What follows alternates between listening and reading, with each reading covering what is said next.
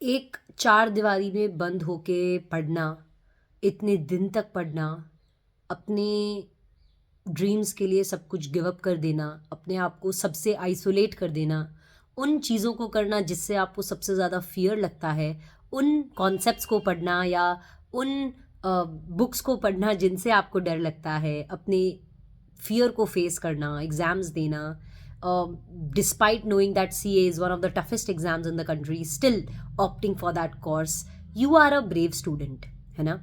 आप ब्रेव हो। आपके हाथ में जितनी भी मेहनत थी, आप जितना कर सकते थे, जितना ट्राई कर सकते थे, आपने किया। आपने अपनी पूरी बेस्ट देने की ट्राई की, पर अब जो चीज़ है वो है रिजल्ट्स, जो आपके हाथ में नहीं है। करेक्ट?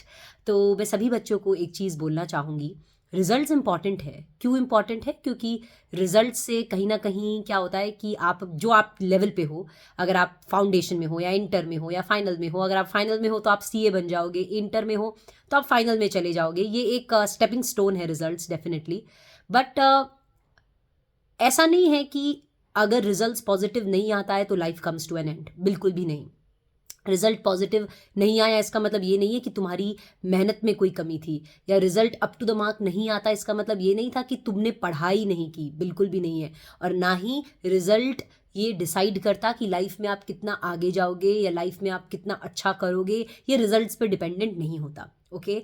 ये आपके कॉन्फिडेंस पे डिपेंड होता है। अगर आप हिम्मत नहीं हारोगे, अगर आप में कोई चाहत है, कोई ड्रीम्स को अचीव करने की, अगर आप एक डिटरमाइंड और हार्ड वर्किंग स्टूडेंट हो, तो ऐसी कोई डिग्री बनी ही नहीं है जिसे आप अचीव ना कर सको।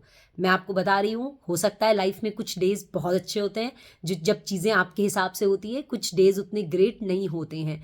तो इसका मतलब ये नहीं है कि जब डेज ग्रेट नहीं है या जब डेज ग्रेट है, जब डेज ग्रेट है तो very good, you are getting the results of all your hard work. But जिस दिन डे उतना ज़्यादा ग्रेट नहीं है, आपको हिम्मत रखनी है और कॉन्फिडेंस लेवल को बहुत हाई रखना है।